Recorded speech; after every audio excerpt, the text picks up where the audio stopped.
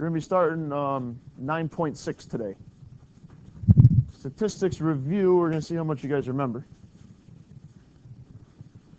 from like 9th grade.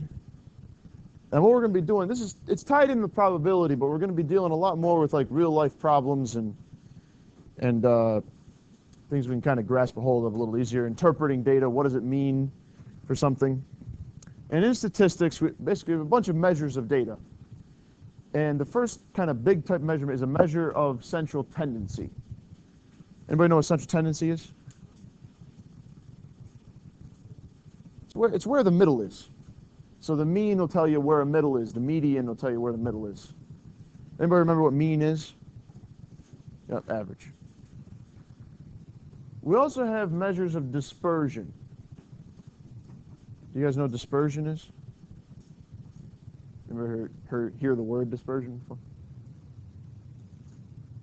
What does it mean? What does it mean?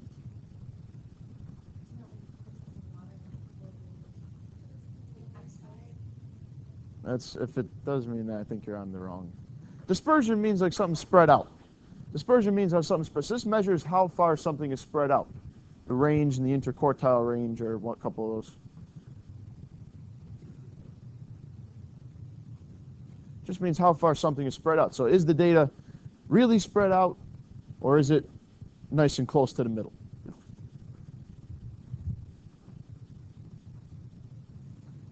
Let me just got some definitions here. The mean, the average. How do we find the average?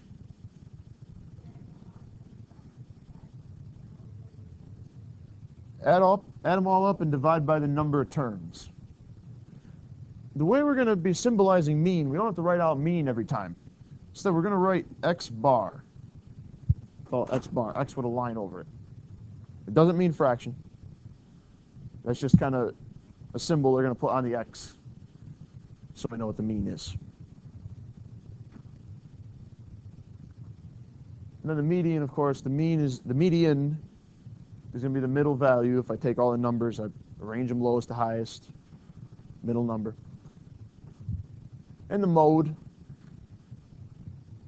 You guys remember the mode? Most, yep, most common number. Data value that occurs the most.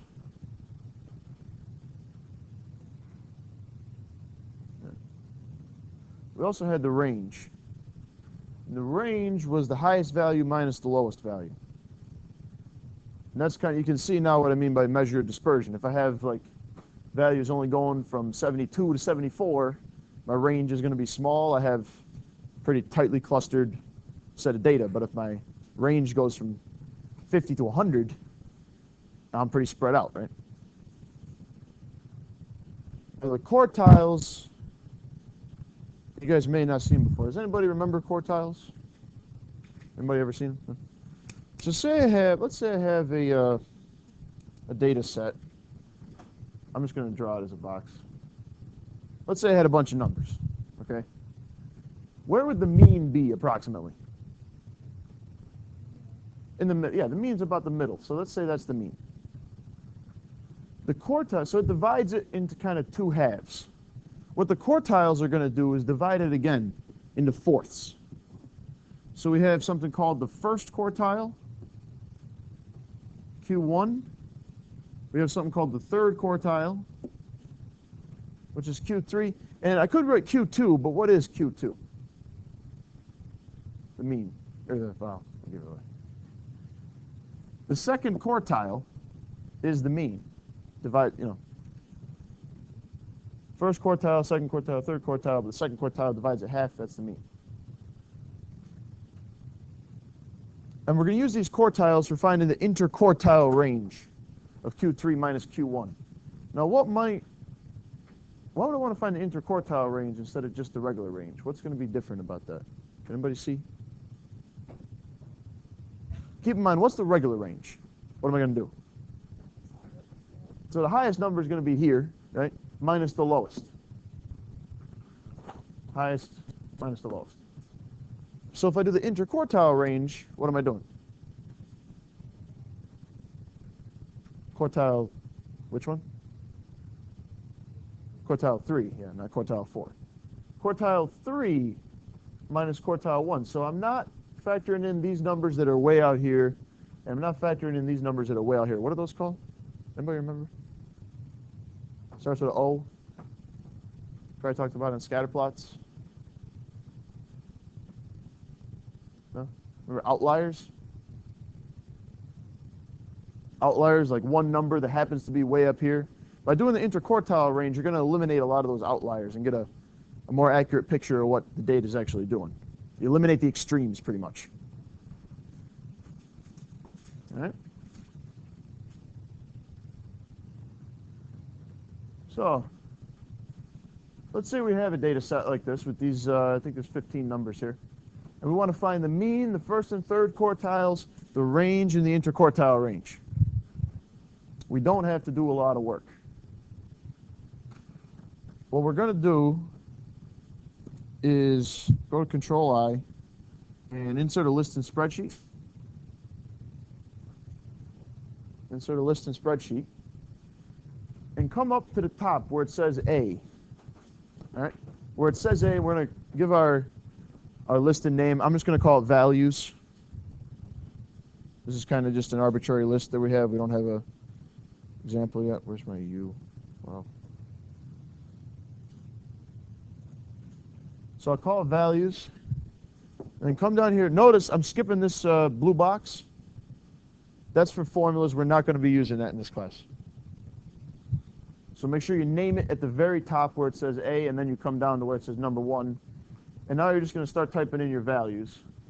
So go ahead and start typing those in.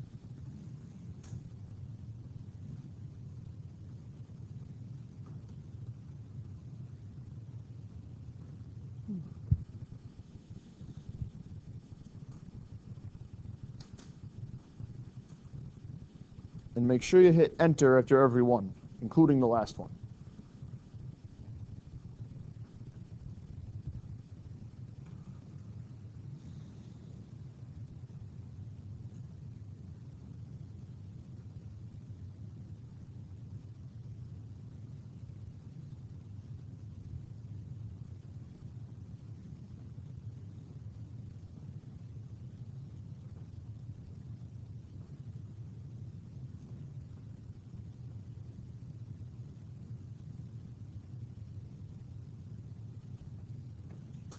All right.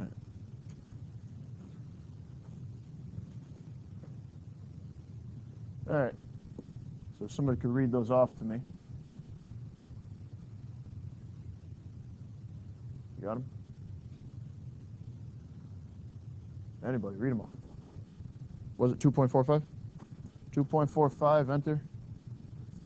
1.6, enter. 1.53. 2.89, 2.85, 1.09, 1.23, 2.39, 2.97, 2.28, 1.79, 1.48, oh boy, hold on. 1.48, 1.62, 1.7, 1.41. Make sure you hit enter after that last one especially. Okay, so now I have all my data in, and really make sure you get every number. Go nice and slow and do that. Because if you get a decimal point wrong or type in a number wrong, it's going to throw off all your calculations. Now what we're going to do, go to Control I again, and this time just enter a calculator page. Right. Then hit Menu, and we're doing Statistics, Stat Calculations, so 6-1. And we're doing one variable statistics. I only had one variable. I had these 10 numbers. One variable statistics. We had one list. My X1 list, what did I call it? Values. Okay? And it's going to give us a nice little readout with most of the information that we want.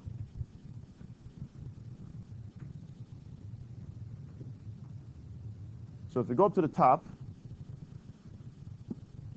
I needed my mean. What's my mean? 1.91667, I think it said to round it to the nearest something. So round to the nearest hundredth. So what's my mean? 1.92. What do I write for mean? What do I write for mean? X bar. X bar.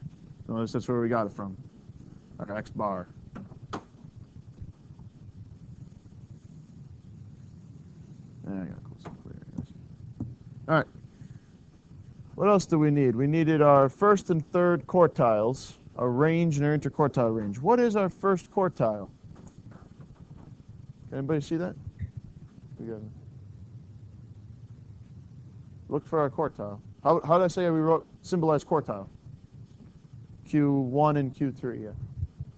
Yep. So Q1 is 1.41. And what about Q3? 2.45. So how do I find my interquartile range? Subtract that, yep. So I get 2.45 minus 1.41, and that equals what? What do we get? 1.04. That's our interquartile range. What do we do for our regular range? We also wanted that. What's a range in general? Not interquartile range, just our range. Highest minus the lowest. So that'd be the max minus the min. Max minus the min. So we'd have 2.97 minus 1.09, and what would we get?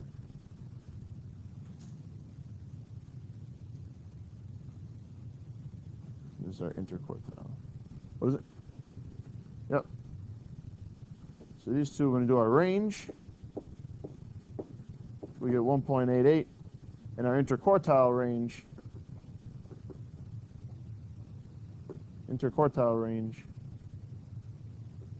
was only 1.04. All right. So not that bad, right?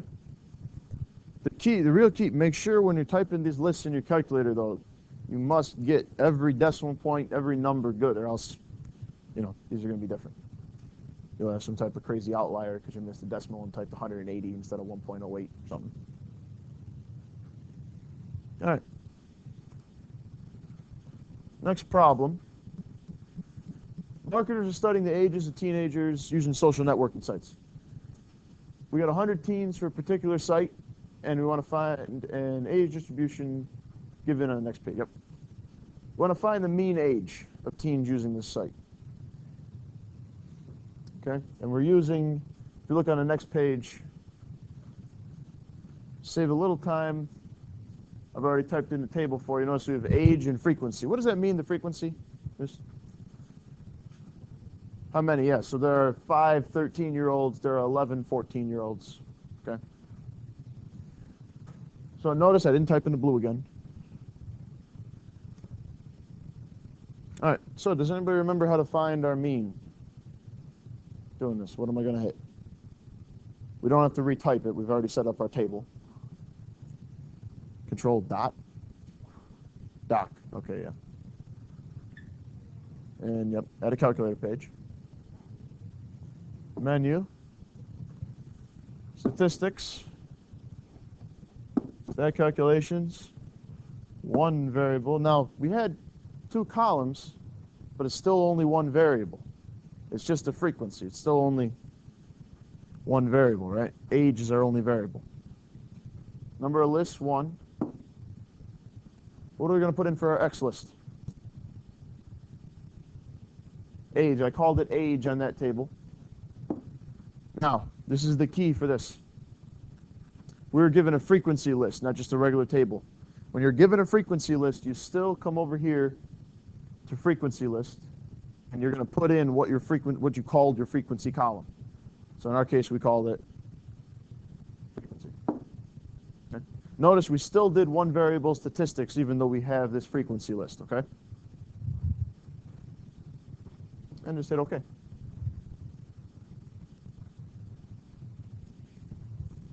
All right. What's our mean? 16.11. So let's come back over here. What was it? All right. So we need to find the mean, and we looked that up. That was 16.11. We look up x bar right on that calculator. What about for part B? This is worded a little differently. 75% of all the data fall at or below what age? What am I looking for if I want to find where 75% of the data is? What would I be looking for? Quartile 3, excellent. Why quartile 3? Take a look. Let's say I had my little box again. And remember, here's my mean. Here's quartile 1. And there's quartile 3, right? The mean splits it up approximately half. So this, if I go from here to here, I have how much of the data? 75% of the data is between the 0 and the third quartile, and only that last little bit is past it. So 75% of the data fall at or below what age? I'll just come over here, and I look up, and what do I see? Quartile 3, 17. 75% of all the data is at or below 17 years old.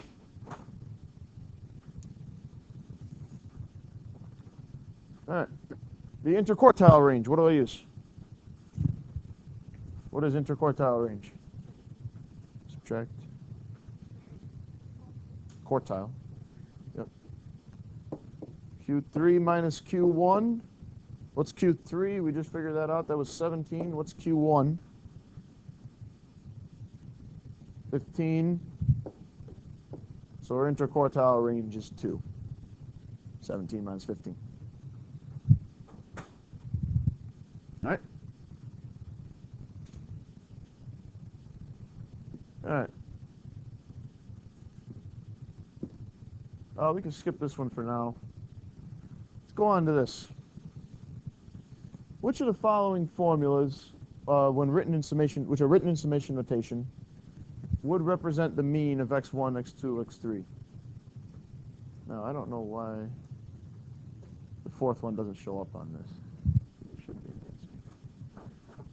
But, so actually what we're going to do is we're going to derive it ourselves. The choice is actually not going to be up there. The question got deleted for some reason. The fourth choice got deleted. So what do we have when we have the mean? What am I going to do to find the mean of x1, x2, x3, all the way up to xn? What would I do? Said it before. So I have to add x1 plus x2 plus x3 all the way up to xn. And then what do I have to do? Divide by what? N. Excellent. N's are number of terms. You divide by a number of terms, n. So if I want to write this in summation notation, okay, what I can do is I can pull out this divided by n. Okay, I can say this is 1 over n times x1 plus x2 all the way up to xn. Okay, everybody see how I did that? Just regular as a formula first. Because keep in mind, this is like 10 different fractions, all, n different fractions. You can just pull that out. How would I write x1, x2 all the way up to xn in a summation notation? What would be my formula? What's changing? In x1 plus x2 plus x3 plus dot, dot, dot, all the way up to x sub n. What's changing? N is changing. So I'm going to call it my variable. I'll use my variable as x. Well, actually, I probably shouldn't use my variable as x. Call my variable I. What's staying constant in all these? X, yeah. I have x sub 1 plus x sub 2 plus x sub 3. So I can write that in the formula as x sub I when I goes from what? I goes from what to what?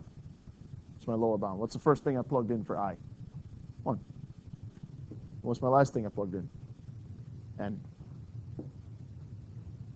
But we can't forget about this 1 over n. 1 over n goes out front. You can multiply. This is like saying put parentheses around this, or like we did here. You do all this addition, and then you multiply by 1 over n, which means you're really dividing. So this right here is our summation notation for a mean. 1 over n times the summation from I equals 1 to n of x sub I. I know it sounds like a mouthful.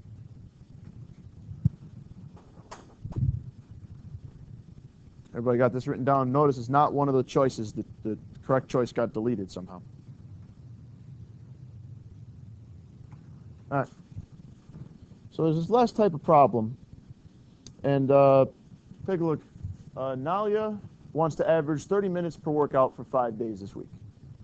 And it says the first 4 days she worked out, she exercised for 25 minutes, 38 minutes, 40 minutes, and 29 minutes.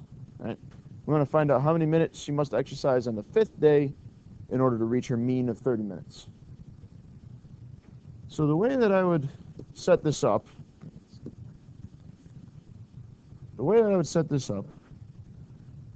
to find the mean, right? What would I do? We'd add up all the terms. We'd add up 25 plus 38 plus 40 plus 29 plus what? We have 4. We need how many terms? How many terms do we need in a 5-day week? 5. So I'm going to put that x in there. That's the one we're looking for. Now for finding the mean, we're going to divide by what? 5, our number of terms, which is 5. And that equals our mean, which we know is 30. So what I would do, I would add all these up. And what do you get when you add 25, 38, 40, and 29?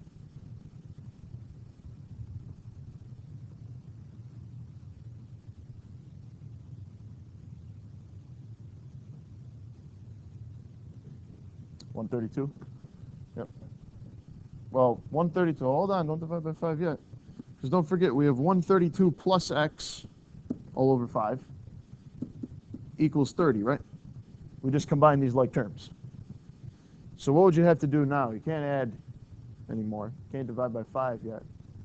What would you do? We got these fractions like this. All right, guys, how do you get rid of the fraction like this? Multiply by 5, cross multiply. 132 plus x times. So you have 132x plus x equals 150. And then you just solve for x. You subtract 132 and you get what? 18. 18. So she has to exercise 18 minutes on the last day if she wants to average 30 minutes per workout.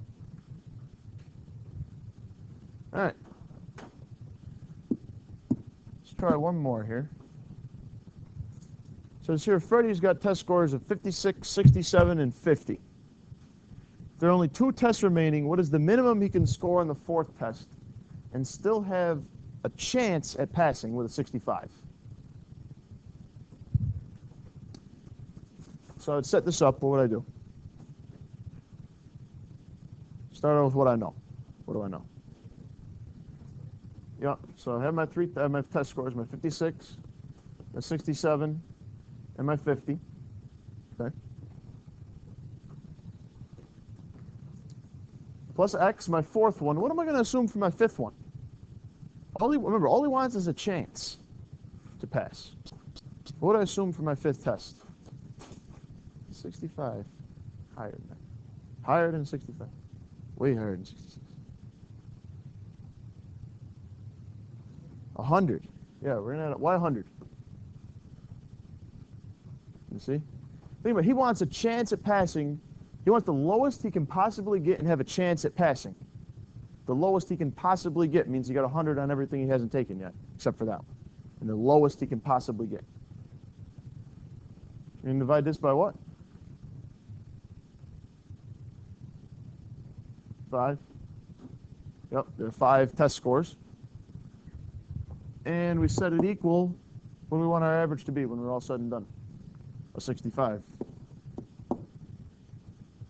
So we're going to do the same thing as last time. Go ahead, try and do that, guys. Combine the like terms, do it across multiply. Your homework for tonight is going to be pages 20 and 21 in the packet. Make sure when you're doing it, like we said, you watch for those frequency tables. Make sure you're typing in all these numbers right in your calculator. Also, we're going to start doing review classes 4 days a week.